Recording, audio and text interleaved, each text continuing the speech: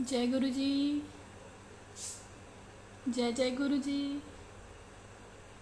शुक्राना गुरु जी।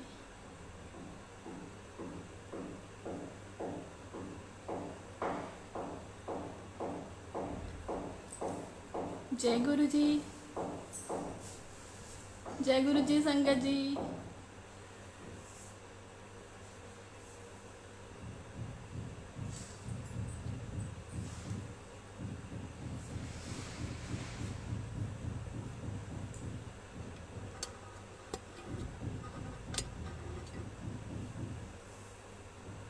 जय गुरु महाराज जी। संगत जी आवाज़ आ रही है मेरी?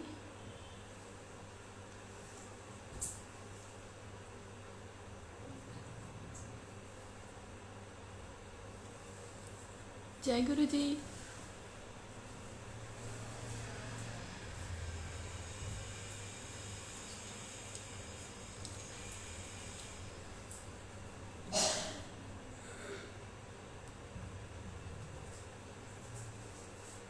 जय गुरु महाराज।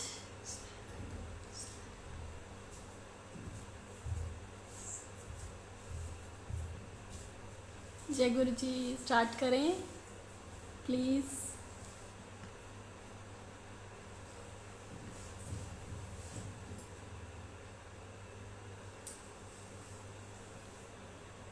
जय गुरु जी। शुक्राना गुरु जी। बहुत बहुत शुक्राना गुरु जी। मैं बहुत टाइम से इंतज़ार कर रही थी सत्संग शेयर करने का, पर गुरु जी के आज्ञा नहीं हो पा रही थी। तो आज गुरु जी ने इतना अच्छा दिन चुना मेरे लिए कि मैं अपना सत्संग शेयर कर पाऊँ। तो आज नवरात्रि भी हैं और सब लोगों ने व्रत भी रखे होंगे। तो सारी संगत को जय माता दी। जय गुरु जी। तो संगत जी, मैं आज पहली बार सत्संग शेयर कर रही हूँ। मैंने कभी करा नहीं, लाइव में भी नहीं करा। तो सत्संग जी कोई गलती हो तो माफ़ करना प्लीज़। हाँ जी संगत जी, तो स्टार्ट करते हैं। जय गुरु जी।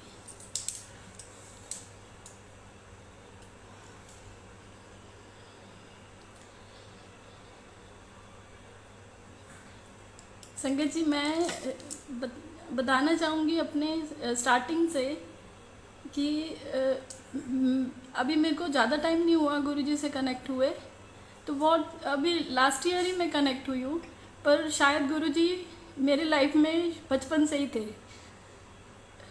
क्योंकि मैं बहुत छोटी थी। तो मैं सिख परिवार से थी। तो हमारे घर में गुरबानी और गुरुद्वारे जाना सब मतलब गुरबानी और पाठ से ही हम मतलब दिन स्टार्ट होता था हमारा। तो जब मैं 7th स्टैंडर्ड में थी तो मेरे फादर एक्सपायर हो गए। तो उसके बाद तो थोड़ा और ज़्यादा लगाव हो गया भगवान से, गुरुद्वारे जाना और कीर्तन सुनना। तो संगत जी, एक शब्द था जो मैं बहुत सुनती थी बचपन से ही, और वो मेरे को क्यों अच्छा लगता था मुझे नहीं पता। और उस टाइम पे जैसे वॉकमैन सुनते हैं, वॉकमैन पे उस टाइम पे सब लोग वैसे सुनते थे, तो मेरे को बहुत अच्छा लगता था। मैं एक भाई साहब भाई हरजिंदर सिंह जी का एक शब्द सुनती थी रेगुलर वॉकमैन पे, और मैं बहुत देर तक सुनती रहती थी वो, और मेरे को नहीं समझ आती कि मैं वो क्यों सुनती थी। मैं बहुत छोटी थी, पर मेरे को उसका मतलब भी नहीं समझ आता था। और वो शब्द था, हाँ रह ना सका बिन देखे प्रीतमा, मैं नीर बहे बहे छल्ले जियो। वो हरजिंदर सिंह जी की आवाज़ में ही मेरे को बहुत अच्छा लगता था, और वो मैं शब्द इतना ज़्यादा सुनती थी कि मैं सुनती ही रहती थी वो, मतलब। और मेरे को रोना आता था वो शब्द सुन के, और मेरे को नहीं पता कि मेरे को समझ भी नहीं आती थी कि वो क्यों रोना आ रहा है मेरे को। तो फिर बस ऐसे रूटीन चलता रहा, बड़े हो गए, फिर शादी हो गई। शादी के बाद शादी हुई मेरी हिंदू फैमिली में, तो ये शायद गुरुजी की मर्जी थी। और यहाँ पे मेरे परिवार में सब भोले बाबा को मानते, और बिल्कुल एकदम चेंज मेरे लिए सब कुछ। और भोले बाबा और माता रानी हमारे घर में सब भोले बाबा और माता रानी के साथ धीरे धीरे मेरे को भी बहुत ज़्यादा उनके साथ लगाव हो गया। तो हमारी फैमिली में इन लॉज में रेगुलर जैसे हर तीर्थ पे जाना, तो हमारा रूटीन बना हुआ था 2005 से कि हम रेगुलर सावन के महीने में नीलकंठ महादेव जाते हैं, और दिसंबर में सारी देवियों पे हिमाचल में जितनी भी माता रानी की मंदिर है हिमाचल में, देवियाँ नैना देवी, चिंतपूर्णी, ज्वाला जी, हम सारी देवियों के दर्शन करके आते थे। तो ऐसे ही रूटीन बन गया। तो बस भोले बाबा ही फिर मेरे को जैसे जैसे घर का होता है माहौल, तो वैसे मेरे को भोले बाबा सब जगह ऐसे हो गया कि जो उनको पसंद है वही करना है हमें। कि जैसे व्रत रखने हैं, रुद्राक्ष पहनना है, शिवलिंग घर पे रखा हुआ है हमने, तो वो कि शिवलिंग की पूजा करनी है और शिव पुराण पढ़ना है। तो तब से हमारा रूटीन बना हुआ, तो कि रूटीन में ही मतलब भोले बाबा से ज़्यादा कनेक्ट हो गए। तो किसी को नमस्ते भी नहीं बोलनी, जय भोले की बोलनी। मतलब ये कि हम सोचा कि अब सिर्फ भोले बाबा में ही रम गए, तो मैं बिल्कुल ही कनेक्ट हो गए ज़्यादा भोले बाबा से। तो 2015 की बात है, मेरी एक फ्रेंड है सोनिया आंटी, उन्होंने वो गुरुजी के उधर जाते थे, तो उन्होंने मेरे से बोला कि आप गुरुजी के पास जाओ, गुरुजी के मंदिर, बड़े मंदिर जाओ, बहुत अच्छा है, आप एक बार हो क्या हो। तो मैंने उनको बोला कि नहीं, हम करते हैं घर पे पाठ पूजा, तो हमें कहीं और जाने की ज़रूरत नहीं है। तो वो बोले नहीं, आप भोले बाबा को मानते हो, मेरे को पता है, तो वो भी भोले बाबा ही हैं। तो मैंने कहा कि कोई बात नहीं, भोले बाबा हैं तो वो तो मेरे घर में ही है, वो तो मेरे पास ही है हमेशा, तो मेरे को कहीं और उनका स्वरूप या कोई और उनके दर्शन करने की कोई इच्छा नहीं है। तो वो जब भी मिलते हैं और हमेशा मेरे को वो सोनिया आंटी यही बोलते कि भाभी आप एक बार जाओ, एक बार प्लीज़ आप जाओ, वो भोले बाबा ही हैं। और मैं उनको हमेशा यही बोलती कि भोले बाबा हैं तो वो मेरे पास ही हैं, वो और मेरे साथ हर जगह हैं। तो ऐसे फिर उनके घर में सत्संग भी होता था, तो एक दो बार मैं सत्संग पे भी गई, और बस वही रूटीन चलता रहा। तो जब उनके घर में एक दो बार क्या हुआ, उनके घर में सत्संग था और मैं गई, गुरुजी ने बुलाया, मेरे को बहुत अच्छा लगा वहाँ पे, क्योंकि गुरबानी भी थी और मैंने कभी सत्संग सुना नहीं था गुरुजी का पहले, तो मेरे को बहुत अच्छा लगा। और पर मेरे को यही लगा कि ये भोले बाबा कैसे हो सकते हैं। और फिर गुरबानी चल रही है और कुछ मतलब ज़्यादा मेरे को समझ नहीं आ पाया, पर जब आरती हुई तो भोले बाबा की आरती मेरे को अच्छा लगा। और फिर मैंने क्या करा, जब आरती चल रही थी तो मेरे को जब मेरा नंबर आया आरती करने का, तो मैंने गुरु जी की गद्दी पे आरती नहीं करी, साथ में भोले बाबा की उसकी आरती करी। और मुझे नहीं पता, क्योंकि मैं अंदर से प्रिपेयर नहीं थी उनको मानने के लिए कि वो भोले बाबा हो सकते हैं। तो उसके बाद फिर बस रूटीन वैसे ही था जो हमारा था, भोले बाबा और वो मंदिर जाना और जो भी था, जो भी पाठ पूजा हम करते थे। और उसके बाद मेरे को कभी बड़े मंदिर जाने का मौका नहीं मिला। 2016 में हमारी फैमिली में बड़े दीदी हैं, उन्होंने कहा कि सब लोग जाते हैं तो हम भी एक बार देख के आते हैं बड़े मंदिर है भी क्या है।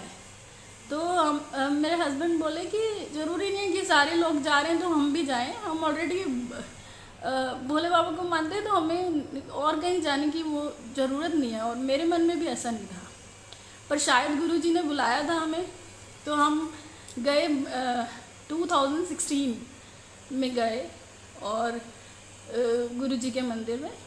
तो जैसे ही हम लाइन में लगे और नंबर आया, जैसे ही मेन गेट से मैंने एंटर करा, पहला पैर ही रखा होगा, और वो वही शब्द, बिल्कुल वही, हाँ रह ना सका बिन देखे प्रीतमा, मैं नीर बहे बहे चले जियो, और वो स्टार्ट हो गया।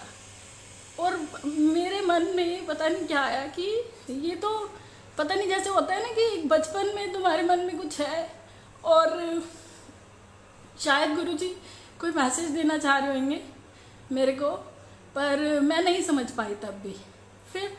फिर हम मंदिर में गए और शब्द पूरा मैंने सुना, और जैसे ही मेन गुरुजी के गद्दी के पास दर्शन हुए, तो वैसे कहते हैं, मैंने कभी गुरुजी के बारे में कुछ भी, मेरे को नॉलेज नहीं थी उससे पहले, मेरे को नहीं पता था कि गुरुजी कहते हैं कि जब बड़े मंदिर आओ तो अपनी सोच नू बाहर रख के आओ।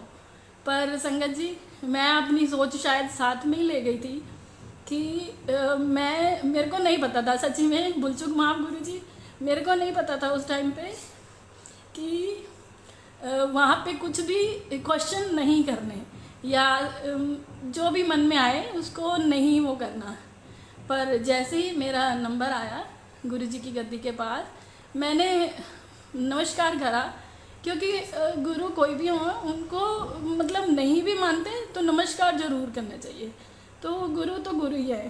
पर मैं जैसे ही मैंने मत्था टेका गुरुजी को, मैंने उनका स्वरूप देख रही, इतना बड़ा स्वरूप, और अच्छा लग रहा सब, और मैं उनको देख के मेरे मन में एक क्वेश्चन आया कि ये भोले बाबा कैसे हो सकते हैं, इनके तो बाल ही नहीं है, भोले बाबा की तो जटाएं हैं इतनी बड़ी बड़ी, और ये भोले बाबा कैसे हो सकते हैं।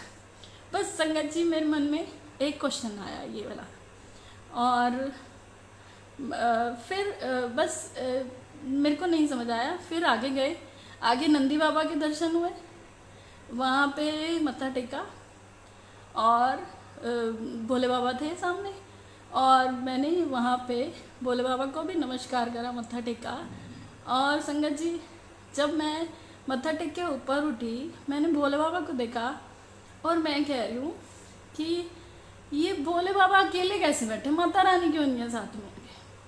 तो कई बार होता है ना कि हम जो पढ़ रहे हैं और उसी को ही हम सोचते रहते हैं, इमेजिन भी करते रहते हैं कि ये कैसे हो सकता है कि भोले बाबा अकेले क्यों बैठे हुए हैं, क्योंकि बड़े मंदिर में गणेश जी के भी दर्शन हो रहे हैं, भोले बाबा के भी दर्शन हो रहे हैं, नंदी बाबा के भी दर्शन हो रहे हैं, तो मेरी माता रानी कहाँ है। मैंने कहा गुरुजी ने मंदिर तो बनाया, पर मेरी माता रानी तो है नहीं यहाँ पे। और फिर मेरे मन में दो क्वेश्चन हो गए, एक ये कि गुरुजी तो भोले बाबा नहीं हो सकते, और फिर इस बड़े मंदिर में मेरी माता रानी तो है ही नहीं। तो संगत जी, मेरे को नहीं पता, शायद गुरुजी ही चाहते थे कि मेरे मन में ऐसे क्वेश्चन आए, और फिर गुरुजी ने उन दोनों क्वेश्चंस का मेरे को बहुत अच्छे से ब्लेस करके जवाब दिया। फिर उसके बाद 2 क्वेश्चन लेके मैं गुरुजी के मंदिर से आ गई। उसके बाद हमारा दोबारा कभी जाना नहीं हुआ बड़े मंदिर, और गए भी नहीं। फिर धीरे धीरे गुरुजी के सत्संग सुने, पर इतना इंटरेस्ट नहीं था मेरे को। यही होता था कि गुरुजी वो जैसे वो बोलते थे कि आप हो आए, मैंने कहा हाँ जी मैं गई थी बड़े मंदिर, तो वो कह रहे आप जाया करो।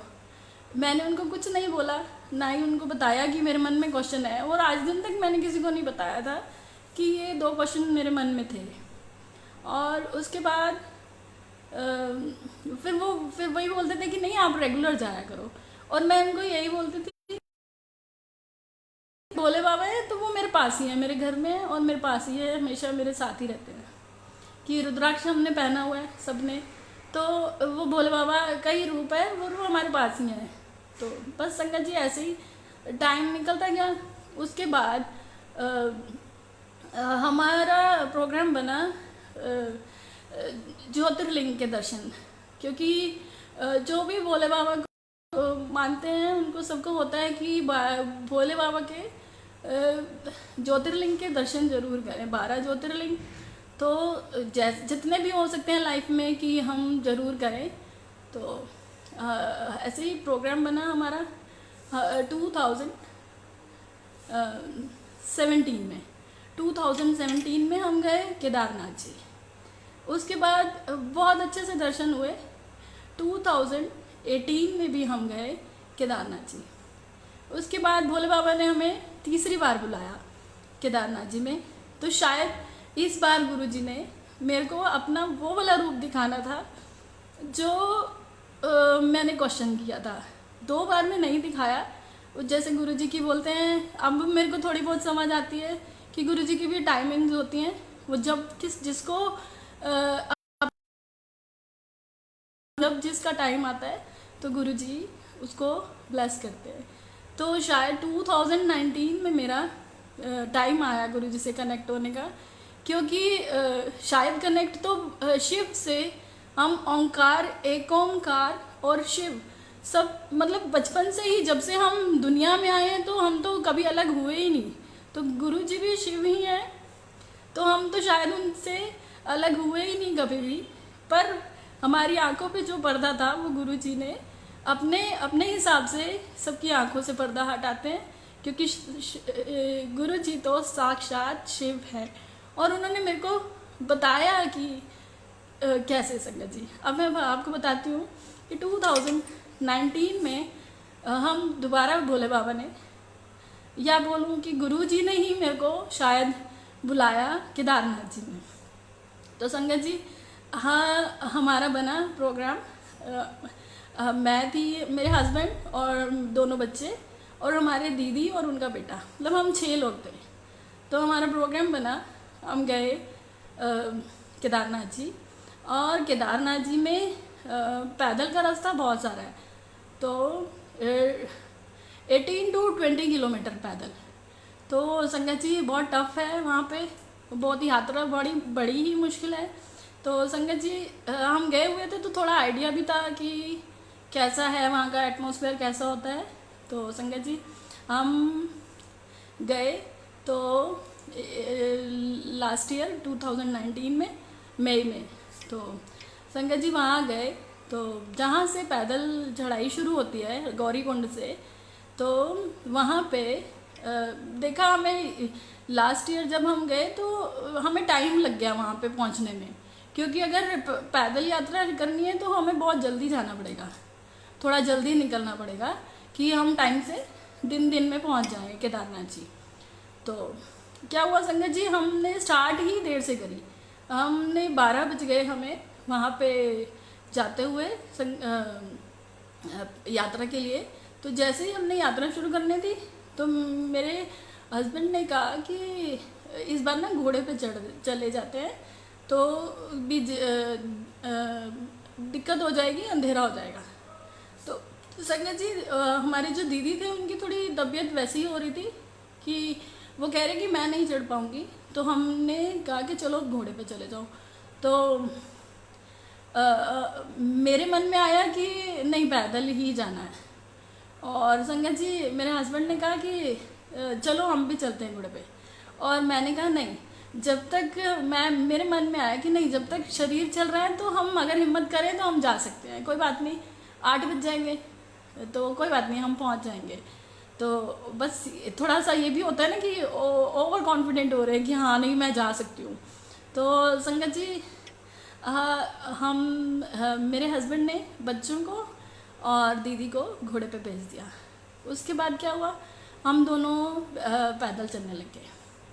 तो बस भोले बाबा का नाम ओम नमः शिवाय करते करते पूरे रास्ते चलते रहे। तो हम तकरीबन 10-12 किलोमीटर तक चले गए होंगे। तो संगत जी वहाँ पे क्या होता है केदारनाथ जी में, मौसम एकदम कब कैसा हो जाएगा नहीं पता चलता। तो वहाँ पे मौसम बड़ा ख़राब हो जाता है। तो बस हम चलते जा रहे हैं दोनों, और बस कहीं रुके भी नहीं। और मेरे हस्बैंड मेरे को बोल भी रहे हैं कि हम भी घोड़े पे चले जाते हैं तो टाइम से पहुँच जाएंगे, ऐसे तो बहुत देर हो जाएगी। तो बस चलते गए ओम नमः शिवाय भोले बाबा का नाम लेते लेते जा रहे हैं। 10-12 किलोमीटर पहुंच गए होंगे, अभी थोड़ा सा रह गया। तो संगत जी वहाँ पे बारिश वाला मौसम हो गया एकदम, और ठंड इतनी ज़्यादा हो रही थी, और उसके अलावा थक भी गए। और मैं सोच रही हूँ कि अब टाइम बहुत ज़्यादा हो जाएगा, हमें तो चला भी नहीं जा रहा, और अब कैसे पहुँचेंगे। और केदारनाथ जी का है कि वहाँ 7 बजे आरती होती है, जैसे बड़े मंदिर में 7 बजे होती है, बिल्कुल सेम 7 बजे केदारनाथ जी में भी आरती होती है। और वो आरती देखने के लिए स्पेशली लोग वहाँ पे रुकते हैं, क्योंकि बहुत अच्छी आरती होती है। तो अब ये हुआ कि हम 7 बजे पहुँच भी नहीं पाएंगे, और बस भोले बाबा का नाम लेते लेते चल रहे हैं। मौसम ख़राब हो रहा है और किसी का फ़ोन भी नहीं मिलता। जैसे हम केदार वैली में पहुँचे तो वहाँ पे नेटवर्क नहीं था, तो बच्चों से भी कांटेक्ट नहीं हो पा रहा था, और हमें टेंशन हो रही थी कि अब मौसम भी ख़राब हो रहा है और कैसे जा पाएंगे, और क्या कहते हैं उसको, टेंशन हो रही थी। और रास्ते में क्या था कि लास्ट ईयर बहुत संगत, जैसे नॉर्मली हम 2 बार गए तो इतनी संगत नहीं थी। जैसे कहते हैं कि बहुत सारे लोग आ गए थे, पता नहीं बहुत भीड़ थी। तो हमें ये लगा कि इस बार तो संगत भी बहुत है, तो रश भी होएगा। और हम आपस में ही बात कर रहे हैं, मेरे हस्बैंड कह रहे हैं कि इस बार तो दर्शन भी नहीं हो पाएंगे भोले बाबा के, क्योंकि भीड़ बहुत है। और रास्ते में लोग बात भी कर रहे थे कि ऊपर तो 10,000 लोग, नॉर्मली वहाँ पे 2,000 या 3,000 के करीब लोग होते हैं, पर उस टाइम कह रहे हैं कि एक दिन में 10,000 लोग केदारनाथ जी पहुँच गए। और फिर हमें टेंशन होने लगी, और हम चलते जा रहे हैं, और मन में यही आ रहा है कि हम टाइम से पहुँच भी नहीं पाएंगे। और मैं मन में यही सोची जा रही हूँ कि अब तो मेरे से चला भी नहीं जा रहा, और मैं तो आरती भी नहीं देख पाऊँगी, इतनी भीड़ हो रही है, और मैं भोले बाबा के दर्शन कैसे कर पाऊँगी। वैसे तो हम अंदर जाके जो गर्भगृह बोलते हैं, जहाँ पे मेन शिवलिंग है, तो अगर रश नहीं हो तो वहाँ पे आप जा सकते हो, अभिषेक कर सकते हो भोले बाबा का। नहीं तो पीछे वाला जो हॉल है, हॉल नहीं छोटा सा ही है वो एरिया, तो वहीं से दूर से ही दर्शन करा देते हैं शिवलिंग के, और वहीं से ही भेज देते हैं संगत को। तो बस मेरे मन में यही आ रहा है कि इस बार हम जा रहे हैं और दर्शन भी नहीं हो पा रहे, और ठंड भी इतनी हो रही है, और बच्चों से भी बात नहीं हो पा रही, मतलब टोटली परेशान हो रही थी कि हे भोले बाबा इस बार क्या कर रहे हो आप। और फिर बस चलते जा रहे हैं, और ओम नमः शिवाय करते जा रहे हैं मन में। तो थोड़ा फिर मेरे हस्बैंड ने कहा कि घोड़ा कर लेते हैं, पर मैं मन में ना उनको कुछ कह नहीं पा रही कि मैं अब खुद ही तो बोला था कि नहीं पैदल चलते हैं, और मेरी हिम्मत भी नहीं हो रही उनको बोलने की कि घोड़ा कर लेते हैं, क्योंकि वो फिर कहेंगे। अब पहले तो बड़ा कह रही थी कि घोड़े पे चलते हैं, वो पैदल चलते हैं, और अब क्या हुआ। पर संगत जी वही होता है ना कि हम नहीं बोल पाते, क्योंकि खुद ही मैंने चूज़ करा था कि पैदल जाना है। तो बस धीरे धीरे हम चलते जा रहे थे, और मन में यही ख्याल आई जा रहा है कि हे भोले बाबा इस बार आपके दर्शन भी पता नहीं कैसे होंगे, और कर भी पाएंगे कि नहीं, दूर से दर्शन होंगे।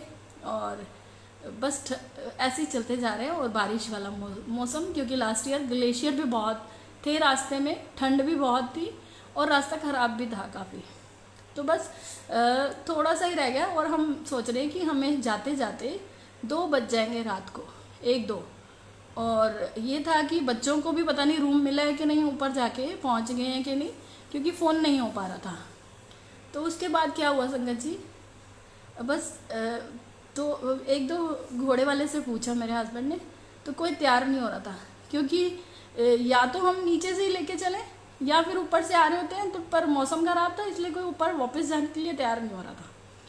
तो बस 2-4 कदम हम बस भोले बाबा को ओम नमः शिवाय करते हुए आगे बढ़ते जा रहे थे। उसके बाद क्या हुआ संगत जी, तो मन में चुपचाप बोल ही जा रहे हैं, और मेरे को समझ नहीं आया कि ओम नमः शिवाय बोलते बोलते मेरे मुंह से जय गुरु जी कैसे निकल रहा है।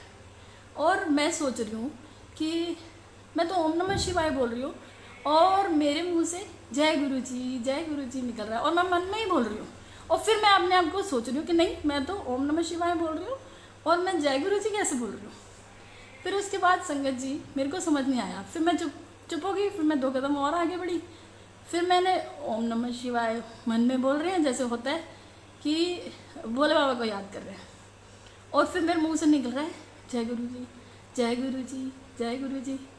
फिर तो मैंने कहा कि ये गुरु जी मेरे को क्यों याद आ रहे हैं वहाँ पे, और मेरे को समझ नहीं आई। और जबकि मैं उनको मन से उस तरह से नहीं कर पाई थी अभी तक, तब तक कि ये भोले बाबा हो सकता है। तो गुरु जी ने मेरे को वहाँ पे बताया कि मैं ही शिव हूँ, और गुरु जी ने मेरे को वहीं पे ब्लेस करा। तो मैंने 2 मिनट के लिए अपने हस्बैंड को भी नहीं बताया कि मेरे साथ ऐसा हो रहा है, क्योंकि वो नहीं, अभी तक भी नहीं गुरु जी को अभी उतना वो करते। पर ठीक है, गुरु जी धीरे धीरे सबको अपने साथ जोड़ेंगे। पर फिर मैंने 2 मिनट के लिए आंखें बंद करी और मैंने कहा जय गुरु जी मेहर करो, कृपा करो। बस मैंने ये 2 लाइंस बोली संगत जी, और मेरे को नहीं पता कि मैंने पहली बार उनको दिल से याद करा होगा। सच्ची में संगत जी, मेरी गलती, गुरु जी माफ़ करना, पर मैंने सच्ची में ही गुरु जी को केदारनाथ जी में दिल से याद करा। और उसके बाद क्या हुआ कि हम थोड़ा सा आगे बढ़े और वहाँ पे एक घोड़े वाला आया और उसके पास 2 ही घोड़े, और उसने आवाज़ लगाई और इतने में मेरे हस्बैंड ने पूछा और वो तैयार हो गया जाने के लिए संगत जी, गुरु जी का नाम लेते ही। और हम गए, और जैसे ही हम मतलब थोड़ा सा आगे गए तो 5-7 किलोमीटर, वैसे टोटल तो 18 से 20 किलोमीटर है पूरा मंदिर तक। तो उसके बाद हम घोड़ा करा और वो घोड़े वाले ने हमें इतनी जल्दी उस जगह पे पहुंचा दिया, हमें पता भी नहीं चला संगत जी। 7, 7:30 हो रहे थे जब हम परेशान हो रहे थे, बारिश वाला मौसम और सब कुछ, और हमें कुछ समझ नहीं आ रही थी। और उसके बाद घोड़े वाला मिला, और जो रास्ता हमें 12-1 बजने थे वो उन्होंने मेरे ख्याल से आधे पौने घंटे में ही कंप्लीट करा दिया। और पता नहीं कैसे, वो मेरे को तब नहीं समझ आ रहा था कि ये शायद गुरु जी कर रहे हैं, मुझे कुछ नहीं पता था। तो उसके बाद हम गए और जहाँ पे घोड़े वगैरह होते हैं वहाँ पे उतरे। वहाँ से भी 2-2.5 किलोमीटर फिर पैदल जाना पड़ता है मंदिर तक, तो घोड़े वाले पीछे ही रुकते हैं।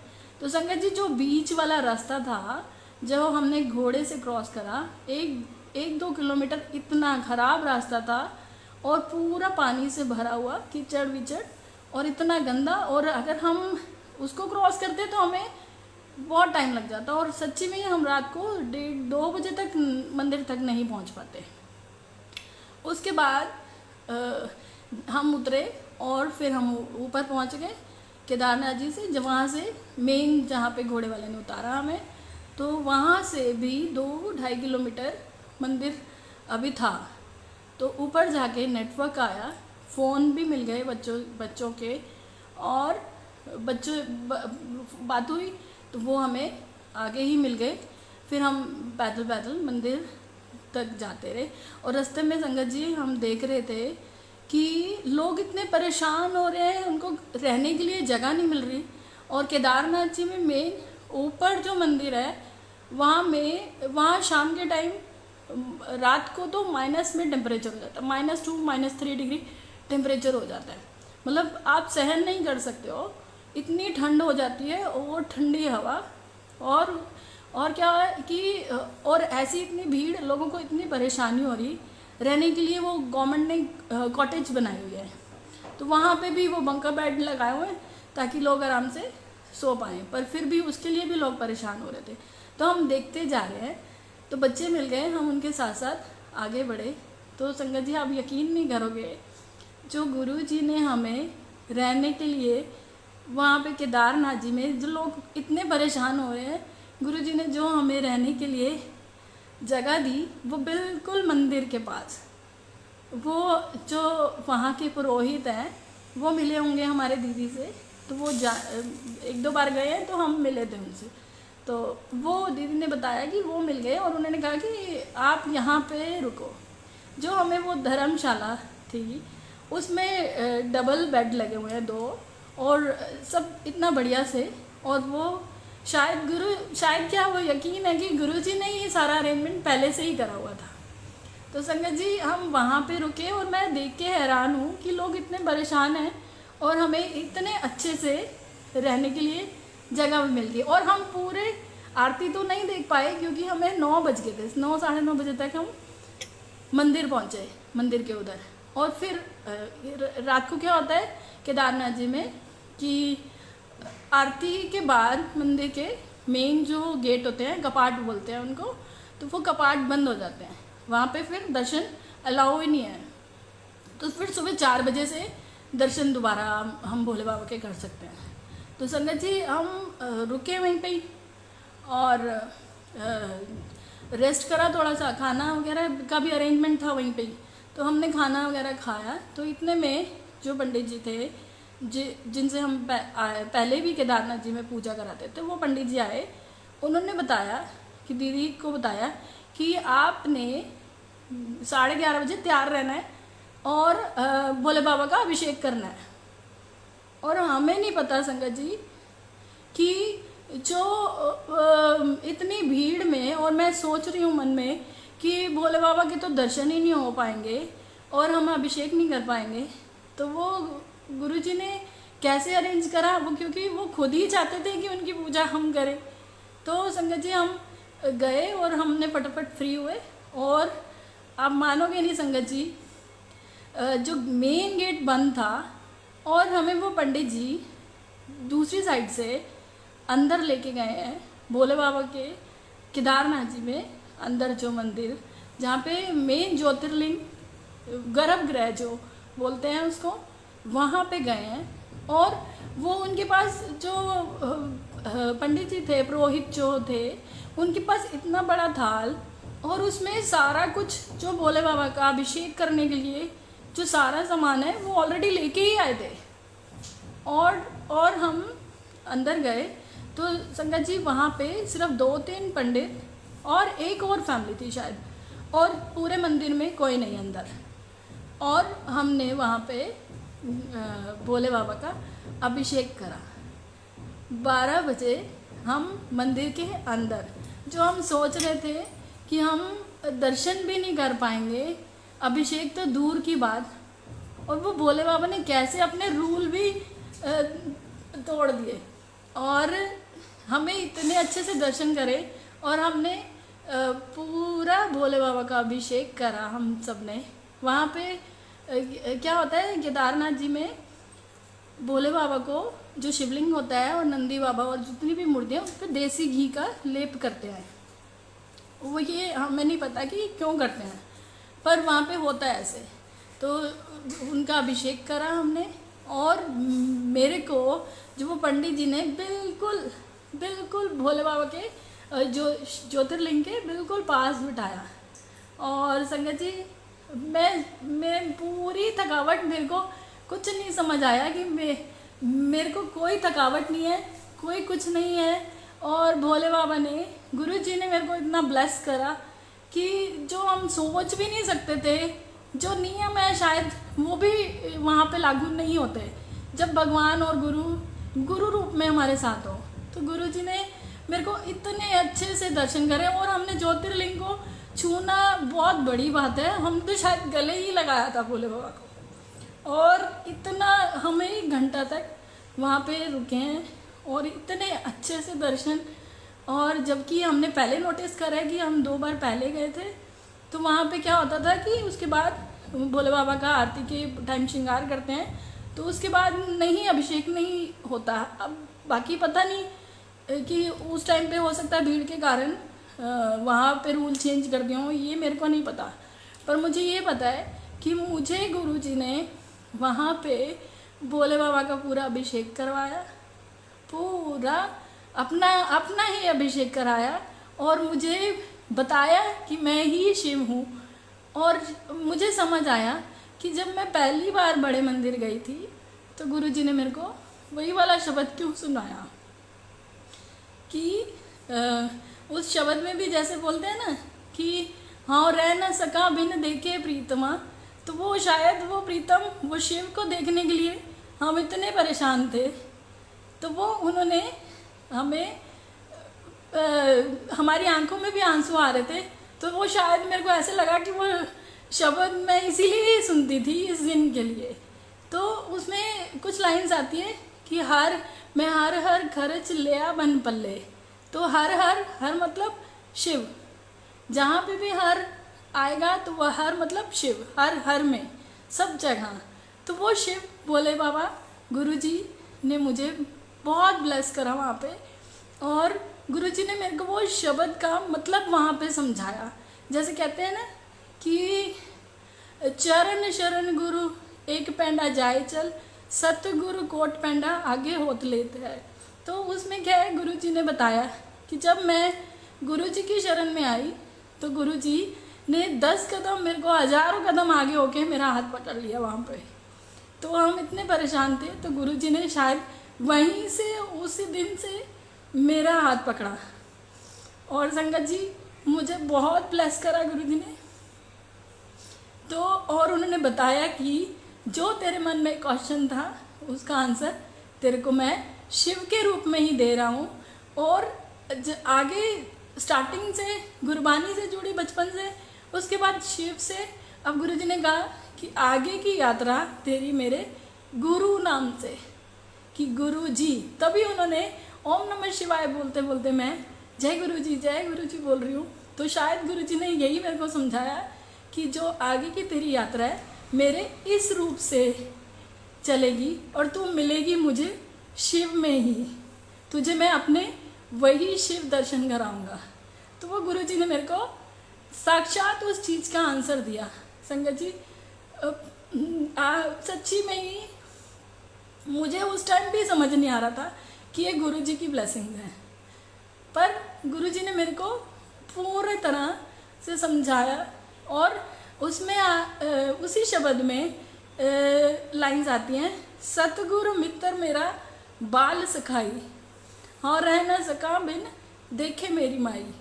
तो कि क्या वो सतगुरु, वो जो गुरु जी हैं, उन्होंने मेरे को बताया कि मैं तेरा वो बाल सखाई, वो मेरे बचपन से ही मित्र। तो शायद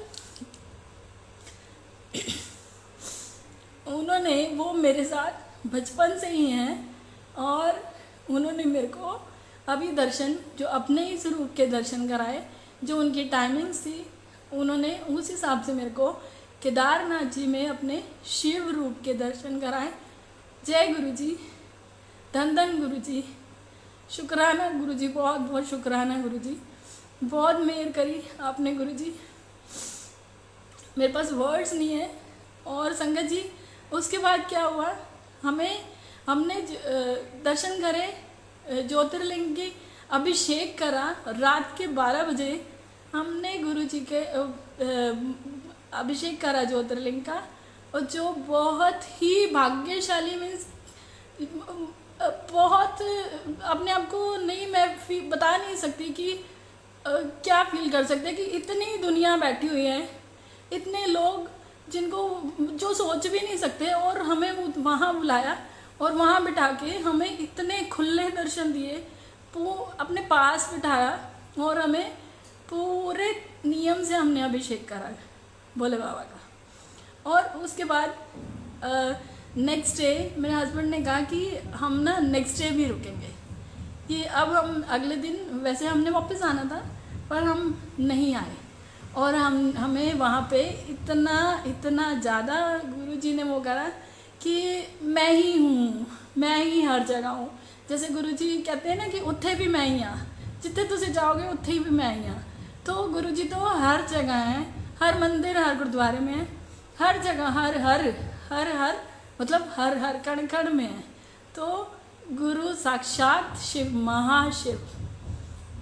तो गुरुजी नेक्स्ट डे हम वहीं रुके, पूरे मंदिर के आसपास हम घूमते रहे, बहुत अच्छे से हमने बैठे, ध्यान करा वहाँ पे। जो भी करना था सारा दिन, हमें इतना अच्छा मौका मिला कि हम वहीं पे रहे। और शाम की आरती भी गुरुजी ने मेरे को दिखाई कि जो मेरे मन में जो जो था कि हम पूजा नहीं कर पाएंगे, हमें रहने की दिक्कत है, प्रॉब्लम होएगी और हम अभिषेक नहीं कर पाएंगे, तो सारा कुछ गुरुजी ने अपना ही सब कुछ करवाया, अपने काम खुद ही करवाए गुरुजी ने, और हमें इतनी सारी ब्लेसिंग्स दी। शुक्राना गुरुजी, बहुत बहुत शुक्राना गुरुजी। तो गुरुजी ने मेरे को पहले वाले क्वेश्चन का आंसर भी दिया कि मैं ही शिव हूँ, क्योंकि हमने भोले बाबा की ऐसी वो बना के रखी है कि वो जटाएं हैं और भोले बाबा के मस्तक पे चंद्र है। तो गुरुजी ने कहा कि मैं हर तो ये गुरुजी कि मेरा ये वाला रूप भी है शिव का। तो उसके बाद संगत जी हम घर आए।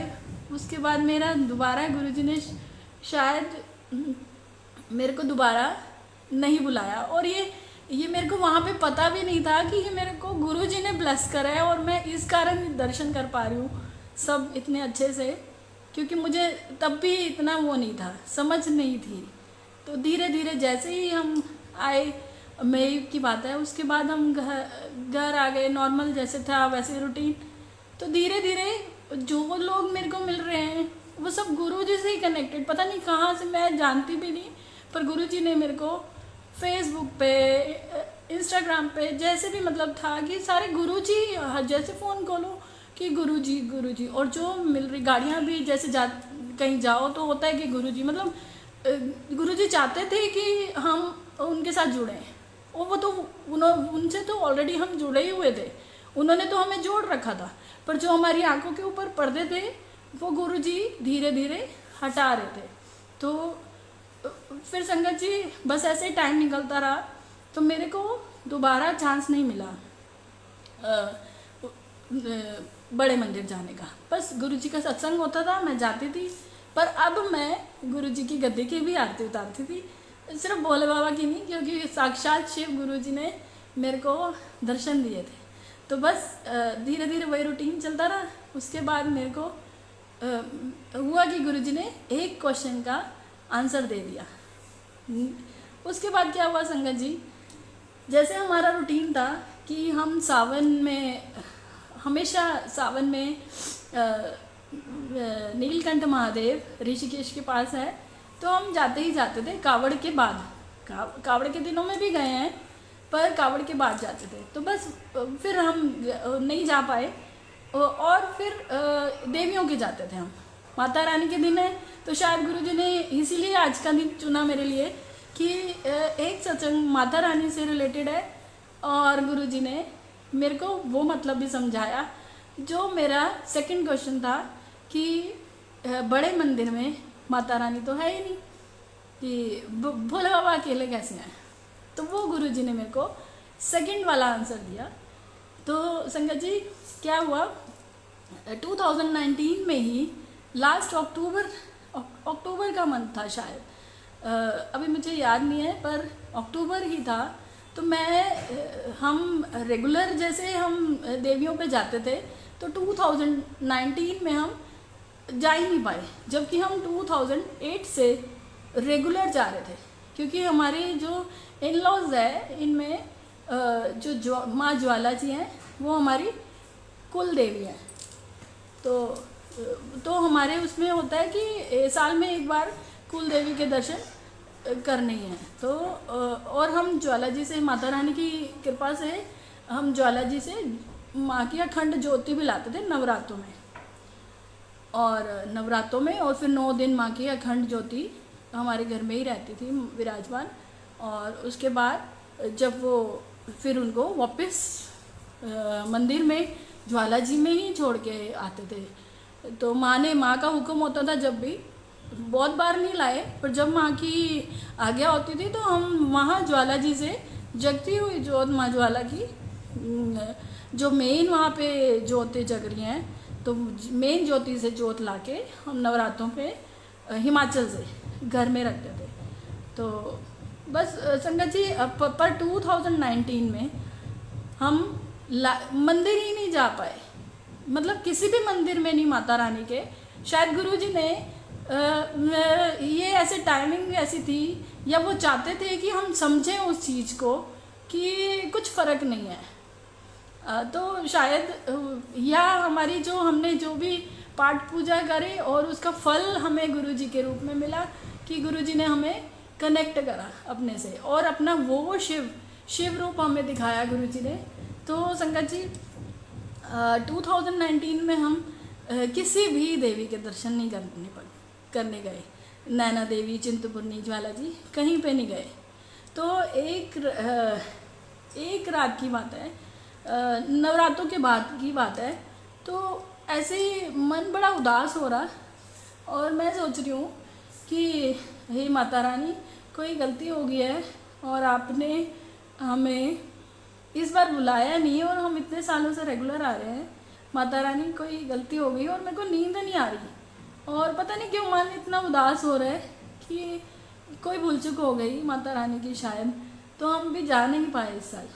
तो संगत जी उस दिन हम मतलब मैं यही सोचते सोचते सो गई और गुरुजी ने क्या अपना दिखाया मेरे को सपने में कि मुझे रात या सुबह का ही होगा टाइम।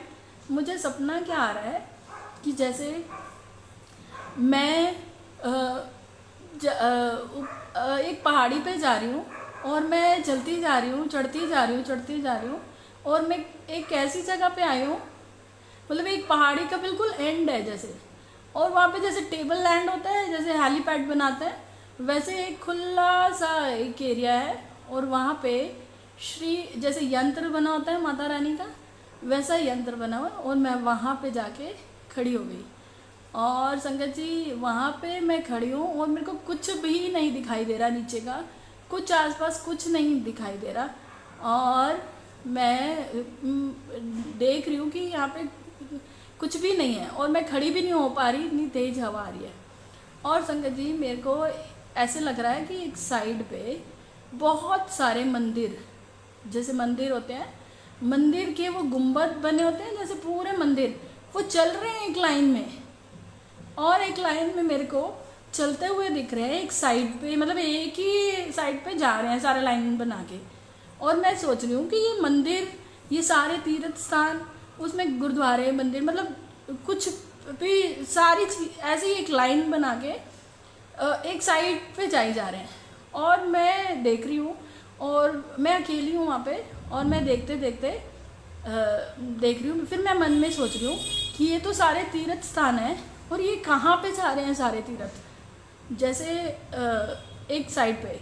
तो वो इतने में कोई आया, वो कोई लड़का सा है, उसने मेरे को बोला कि आपने माता के दर्शन करने हैं। मैंने बोला हाँ जी। तो वो मेरा हाथ पकड़ के मेरे को एक जगह पे ले गया। तो संगत जी मैं वहाँ पे गई, वहाँ पे जैसे एक गली बनी होती है, वैसे छोटी सी गली जैसे था या क्या समझ, वैसे ही वो मेरे को छोड़ के, मेरे को नहीं पता कि वो कहाँ गया और मैं वहाँ चल रही हूँ। वहाँ पे एक छोटी सी गली बनी हुई है और 5-6 कदम की, मुश्किल 8-10 कदम की बनी हुई है, जैसे छोटी सी गली और ख़त्म है वहाँ पे। तो एक दरवाज़ा है और दरवाजे के बाहर माँ काली, माता रानी काली रूप में। और संगत जी आप यकीन नहीं मानोगे, माँ ने मुझे पूरे दर्शन दिए, पूरे सिर से लेके पैरों तक मैं माँ के दर्शन कर रही हूँ और काली रूप में। और उन्होंने हाथ में खंडा और वो जो पकड़ा हाथ में, जो माँ के हाथों में होता है, माँ ने सब पकड़ा हुआ है और माँ की जीवा बाहर नहीं है। काली माता की मोस्टली वो जीभ बाहर निकली होती है तो बड़ी थोड़ा डर सा लगता है, पर मेरे को वो देख के नहीं लगा। और मैं देख रही हूँ कि काली माता कहाँ से आ गई यहाँ पे। और मैंने जैसे ही मैं देख रही हूँ और मैंने उनको नमस्कार करा और उन्होंने स्माइल करा मेरे को देख के। मैंने जब पीछे को देखा दरवाज़ा, सिर्फ एक दरवाज़ा ही है, उतनी चौड़ी गली, बस उतनी छोटी सी गली गली सी बनी है। और मैंने देखा, मैं बोल रही हूँ ओ ये तो गुरुजी का गुरुजी की कुटिया है, ये तो गुरुजी की कुटिया है, यहाँ पे काली माँ क्या कर रही है। जय गुरुजी, जय जय गुरुजी। तो मुझे नहीं समझ आई, मैं सपने में कह रही हूँ कि काली माँ गुरुजी की कुटिया के पास क्या कर रही है। और तो वो मैंने कहा, फिर मैं जैसे माँ से पूछ रही हूँ कि माँ आप यहाँ पे कैसे, और उन्होंने जस्ट स्माइल करी और मेरी तरफ देख रही हैं और हंस रही हैं, बस कि जैसे कुछ समझ नहीं आया। वो माँ मेरे को देख के मुस्कुरा रही है। और संगत जी कहते हैं कि काली माँ के दर्शन बहुत रेयर होते हैं, बहुत रेयर। इतनी तपस्या करने के बाद भी नहीं दर्शन होते। और शायद गुरुजी चाहते थे कि मेरे को वो दर्शन कराए गुरुजी ने सपने में। तो बस माँ मेरे को कुटिया, गुरुजी की कुटिया के बाहर दिखी। तो बस फिर मैंने उनके दर्शन करे और मैं आगे बढ़ती जा रही हूँ। आगे गई, थोड़ा सा आगे गई तो एक रूम बना हुआ है और उसमें भी काली माता, काली माँ, और ऐसे आवाज़ आ रही है मेरे को। और थोड़ा सा आगे गई तो राइट साइड में भी एक रूम बना हुआ है, वहाँ पे भी काली माता, और आवाज़ें आ रही है जैसे होता है कि बंगाली लोग वो माता की आवाज़ निकालते हैं ना, वो अलग सी थोड़ी लिप्स ऐसे, क्या समझ नहीं आ रही, मतलब माता का वो अलग हुंकार जैसे बोलते हैं ना, माँ की आवाज़ आ रही है मेरे को, और बड़ी बड़ी ज़्यादा। और मैं आगे बढ़ती जा रही हूँ, मेरे को रूम दिखते जा रहे हैं और वहाँ पे सब में काली माँ, इतने मतलब इतना माँ का ही सारा जैसे। और मैं बढ़ती जा रही हूँ और मेरे को डर लगता जा रहा है। मैं बोल रही हूँ कि यहाँ पे तो सारी जगह काली माँ है, और काली माँ यहाँ पे क्या कर रही है, और इतनी सारी काली माँ। वो तो मैंने अभी गुरु जी की कुटिया के पास देखी थी, तो ये वाली कौन सी काली माता है। तो मैं बढ़ती जा रही हूँ और मेरे को आवाज़ें आ रही हूँ और मैं डरती जा रही हूँ। तो संगत जी थोड़ा सा और आगे गई मैं, और मेरे को 2-3 लेडीज़ मिली, और वो मेरे को कह रही कि आप इधर आओ। तो मैं उनके साथ जा रही हूँ और एक बड़े से हॉल में गई, और वहाँ पे गुरुबानी का कीर्तन चल रहा है। गुरु ग्रंथ साहब जी का प्रकाश हुआ पड़ा है वहाँ पे, और गुरु शब्द कीर्तन चल रहे हैं। और मैं लाइन में लग गई, लाइन में लगी हूँ, और क्या कहते हैं उसको, लाइन में लग के संगत के साथ साथ मैं दर्शन कर रही हूँ। तो मुझे पांजेब जैसे माँ के चरणों में होती है, उसकी छन छन की आवाज़ आ रही है बहुत तेज। गुरुजी ने मेरे को दिखाया कि मैं, और वो जैसे एक कदम रख रही है और इतनी तेज आवाज़ आ रही है, पूरी जैसे पूरी धरती पूरी वो हिल रहा है सब, और मेरे को अंदर से डर लगता जा रहा है, मैं डर रही हूँ। तो बस मैं संगत के साथ लाइन में 2-3 लोग ही हैं, मैं लाइन में लगी हूँ। अभी मेरे से आगे एक आंटी हैं और वो दर्शन कर रही हैं। तो इतने में वो काली माँ बिल्कुल मेरे पास आके खड़ी हो गई, और उनके पैरों की आवाज़, और मैं ऊपर नहीं देख पा रही हूँ और मैं डरती जा रही हूँ, और डर रही हूँ मैं बहुत। उसके बाद वो बिल्कुल मेरे साथ में आके खड़ी हो गई, और मैंने ना वो जो मेरे साथ में आंटी है, मैंने उनका हाथ पकड़ लिया, और वो आंटी मेरे को क्या कहती हैं कि डरो नहीं, ये यहाँ पे ही रहती हैं और ये यहाँ की रक्षा करती हैं, ये किसी को कुछ नहीं कहती, तो आप डरो नहीं। और मैं बस माँ के, काली माँ के चरण देख पा रही हूँ, पूरा शरीर नहीं देख पा रही हूँ, और उनकी पांजे पे, और बस वो खड़ी हुई हैं और वापस चली गई, जैसे घूम रही हैं पूरे मंदिर में। बस संगत जी मैंने मत्था टेका और बस मेरी नींद खुल गई। उसके बाद मेरे को समझ नहीं आई कि गुरुजी ने मेरे को ये सपना क्यों सुनाया। संगत जी मुझे नहीं समझ आई, और इसका मीनिंग क्या था मुझे ये नहीं समझ आया। बस ऐसे ही नहीं, कई बार होता है कि हमें कुछ दिखाना चाह रहा है भगवान और हम उसको समझ नहीं पा रहे। तो मेरे को गुरुजी ने ये सपना क्यों दिखाया, तो एक दिन बैठे बैठे मैं बार बार मेरे दिमाग में यही घूमी जा रहा है कि मैंने सपने में जो देखा उसका मतलब क्या था, इस सपने में क्या दिखाना चाह रहे हैं गुरुजी। क्योंकि गुरुजी का मंदिर भी दिखा, गुरुजी गुरबानी भी चल रही है और उस हॉल में इतनी खुशबू और फैली हुई है और एक लाइट नहीं जल रही, कोई भी जैसे ट्यूब लाइट्स वगैरह कुछ नहीं जल रही, पर वहाँ पे इतनी रोशनी और इतनी खुशबू जो मेरे को सपने में भी मैं फील कर पा रही हूँ उस खुशबू को। फ्रेगरेंस इतनी अच्छी फ्रेगरेंस आ रही जो गुरुजी के पास से आती है, पर गुरुजी मेरे को नहीं दिखे, पर गुरुजी का मंदिर, गुरुजी का स्थान वो मेरे को दिख रहा है वहाँ पे। और मेरे को समझ नहीं आई कि गुरुजी ने मेरे को ये सपना क्यों दिखाया। तो संगत जी धीरे धीरे फिर मेरे को, जैसे गुरुजी से मैंने रिक्वेस्ट करी, बहुत बार गुरुजी से अरदास करी कि गुरुजी आपने ये सपना दिखाया तो मेरे को इसका समझ नहीं आया, पर फिर मेरे को गुरुजी ने ही शायद बताया टेलीपैथी से, या जो भी सोच लो, या गुरुजी ने मेरे दिमाग में ऐसा कुछ आया कि गुरुजी ने बताया कि ये तेरे दूसरे क्वेश्चन का जवाब है। कि मेरा दूसरा क्वेश्चन था कि माता रानी तो है ही नहीं यहाँ पे, तो गुरुजी ने प्रूव करके दिखाया, मेरे को सपने में बताया कि माता रानी भी शिव की, अगर शिव है तो शिव की शक्ति भी है, और बड़े मंदिर में शिव के साथ शिव की शक्ति भी विराजमान है जो शिव के अंदर ही समाई हुई है। गुरुजी ने हमें बताया, मुझे ये समझाया कि इसीलिए शायद गुरुजी ने बड़े मंदिर में माता रानी की कोई मूर्ति नहीं लगाई, क्योंकि जो ये गुरुजी का रूप, गुरुजी हमें इस रूप में मिले हैं, ये गुरुजी का वो वाला रूप है जब सृष्टि की रचना भी नहीं हुई थी। जो जैसे जो शिव पुराण पढ़ा होगा तो शिव पुराण में आता है कि एक टाइम ऐसा था कि कुछ भी नहीं था, कुछ भी, जिसमें ब्रह्मांड की रचना भी नहीं हुई थी, इंसान, लोग, जीव जंतु, कुछ भी नहीं, सिर्फ शिव, एक ओंकार ही था। तो उन्होंने उस टाइम पे अपनी शक्ति को अपने से अलग नहीं किया था। तो गुरुजी ने बताया कि ये जो शक्ति है वो मेरे में ही समाई हुई है।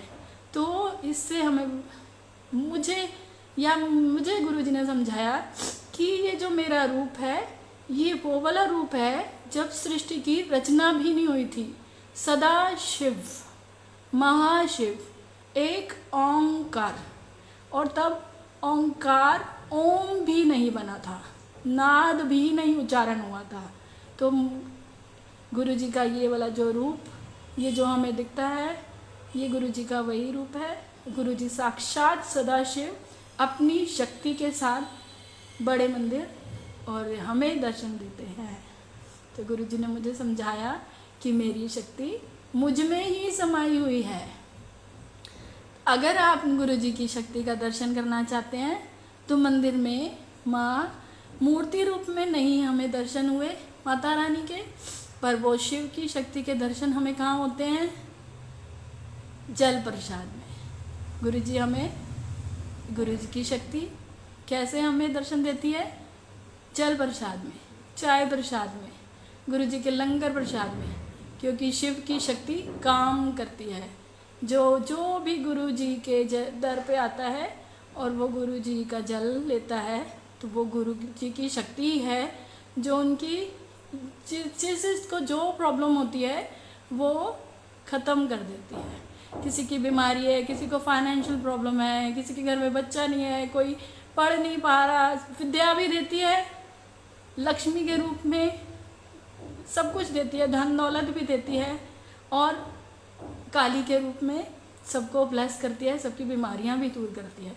तो गुरुजी के जल प्रसाद में हमें उस महाशक्ति, महाशिव की महाशक्ति के दर्शन होते हैं जो गुरुजी में समाई हुई है। तो गुरुजी ने मुझे ये समझाया कि मेरी शक्ति के दर्शन करने हैं तो इस रूप में तुम्हें दर्शन होंगे। और गुरुजी के अंदर हम सोचे कि गुरुजी बैठे हुए हैं और गुरुजी के अंदर हम शक्ति के दर्शन करना चाहें, तो गुरुजी अपने में भी उस शक्ति के दर्शन कराते हैं जब गुरुजी के अंदर से वो फ्रेग्रेंस आ रही होती है। तो गुरुजी अपनी शक्ति दिखाते हैं कि हम, हाँ, गुरुजी में ही समाई हुई है वो शक्ति। तो गुरुजी अपनी शक्ति हमें, अपनी फ्रेग्रेंस अलग अलग सभी रूपों में समाई है शक्ति के। कितने रूप है, अनंत रूप।